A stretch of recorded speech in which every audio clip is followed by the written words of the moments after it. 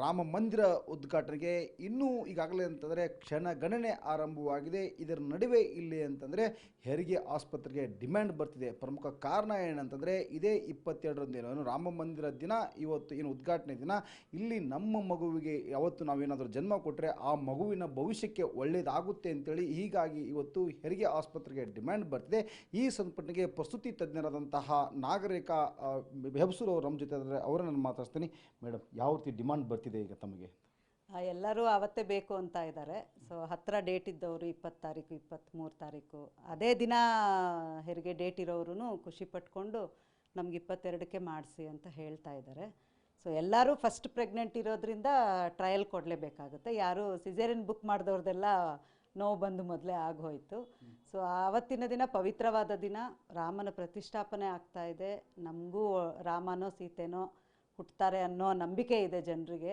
So ಅದು ನಿಜ ಆಗಲಿ ಅಂತ ನಾವು ಹರಿಸ್ತೀವಿ. ಮೇಡಮ್, ಈಗ ತಮ್ಮ ಆಸ್ಪತ್ರೆಯಲ್ಲಿ ಎಷ್ಟು ಜನ ಬುಕ್ಕಿಂಗ್ ಮಾಡ್ಕೊಂಡಿದ್ದಾರೆ ಮೇಡಮ್ ಇದೇ 22ಕ್ಕೆ ಹೆರಿಗೆ ಆಗಬೇಕು ಅಂತೇಳಿ? 3 ಜನ ಬುಕ್ಕಿಂಗ್ ಮಾಡ್ಕೊಂಡಿದ್ದಾರೆ.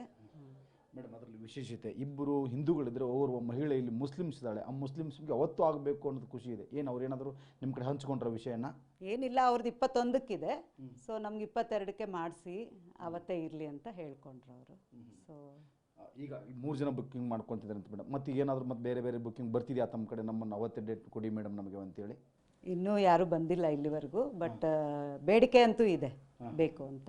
ನೋಡಬೇಕು, ಇನ್ನೂ 3 ದಿನ ಇದೆ. ಸೊ ಮೇಡಮ್, ಇದು ಬಹಳಷ್ಟು ದೇಶಕ್ಕೆ ಒಂದು ಕಡೆ ಖುಷಿ ವಿಚಾರ. ಇವತ್ತು ರಾಮನೇ ಬರ್ತಾರೆ, ಸೀತೆ ಬರ್ತಾರೆ ಅಂತ ಬಹಳಷ್ಟು ಗರ್ಭಿಣಿಗಳು ತುದಿಗಾಲಲ್ಲಿ ನಿಂತಿದ್ದಾರೆ. ತಾವೇನು ಹೇಳ್ತೀರಿ ಮೇಡಮ್? ಇದು ಒಂದು ಪವಿತ್ರವಾದ ದಿನ.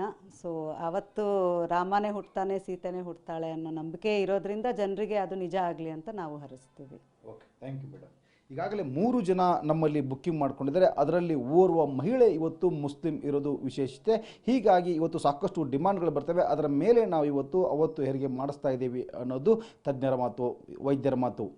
ಕ್ಯಾಮ್ರಾ ಪರ್ಸನ್ ಜೊತೆ ಯಲ್ಲಪ್ಪ ಸೊಲರ್ಗೊಪ್ಪ, TV5 ಹುಬ್ಬಳ್ಳಿ.